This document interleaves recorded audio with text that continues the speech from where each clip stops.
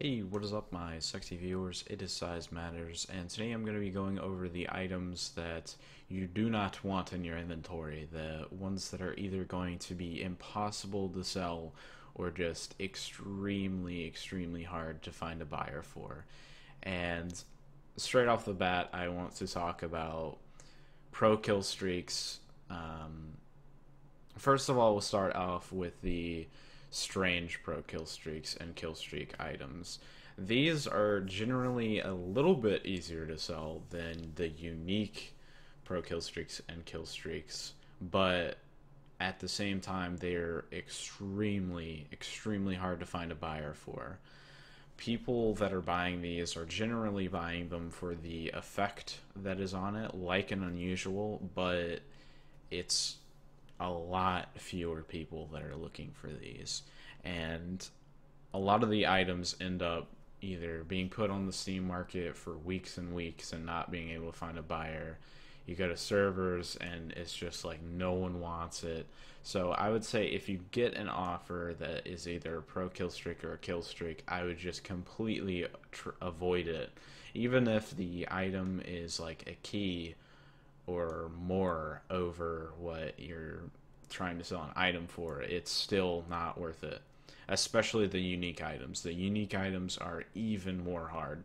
And I'm talking about getting a strange pro kill streak is like a cancerous effect unusual that's a terrible hat. It takes weeks to sell these things.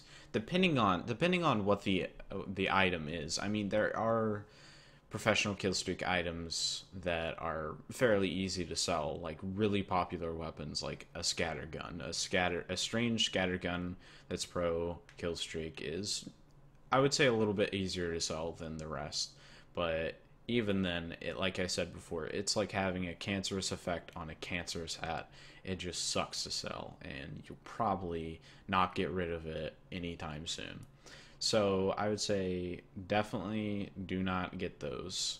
Another thing is uncraftables. Uncraftables are, I would say, as a general rule of thumb, don't pay more than, I would say, 3 ref for an uncraftable. Because anything over that is like just asking to get an item that won't be sold. Because I'll just put this in perspective for you. I bought this Doctor Sack for 1 key about 3 weeks ago.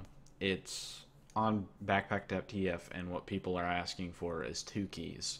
And what I wasn't aware of is this item does not sell. It really doesn't. Nobody wants it. It's pretty crappy. And if you really think about it, people are wanting to buy craftable hats, like low tier craftable hats, so they can craft them together and get a hat, or make profit, like, buy a craft hat for 1 ref and then sell it for 1.33 or something like that. And then anything above 1.33, people are buying it for the way it looks and just wearing it as a hat. So this item is really bad because you can't craft it, being that I mean, even if it was craftable, which, this is weird. The craftable version of this is 1.33 ref. The uncrafted version is 2 key, being that there's not a whole lot of the uncraftable version, so it's kind of rare, like collector-ish, but no one wants it. And the only person that would want it is a collector, but I have no idea who's going to collect uncraft items. Anyways, if you can get a good offer on a uncraft, like say the uncraft is like 1.33, and you offer him like 1 ref, then that's okay. But like I said, try not to go over 3 ref for an uncraft, because generally if you go over that, it's just gonna be too hard to sell, like not worth your time. Um, the next thing that I want to talk about is stranges with parts. Not all stranges with parts are hard to sell. Not all of them are like you want to completely avoid. I would say Stranges that have parts on a really popular weapon. Like, I know scatter guns that have parts sometimes sell pretty well, but if the strange is worth a lot less than the part that's on it, so okay, the force of nature I think is like 1.66. It's not very much, and the part that's on it is one key.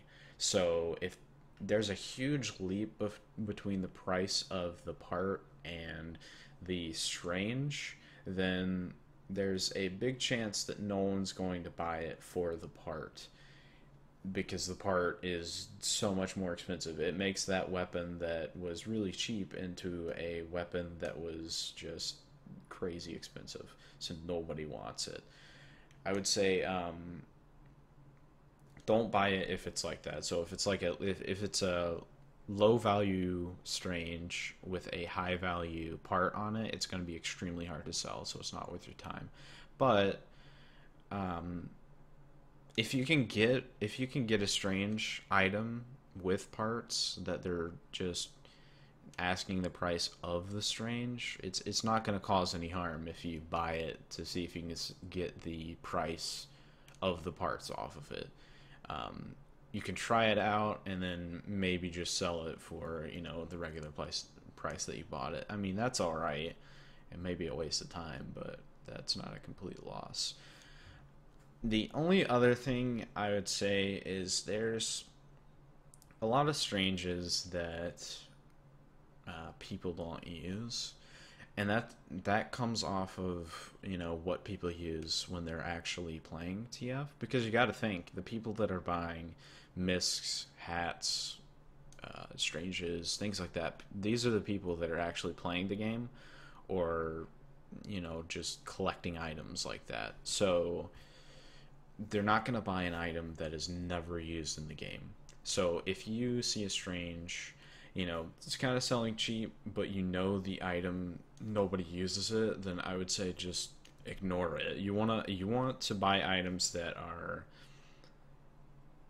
below the price that they are priced at, and you want to sell them to people who actually want it, like a wide variety of buyers, because the more buyers you have, the faster you're going to be able to get that item out of your inventory, get pure for it, and then trade up to something.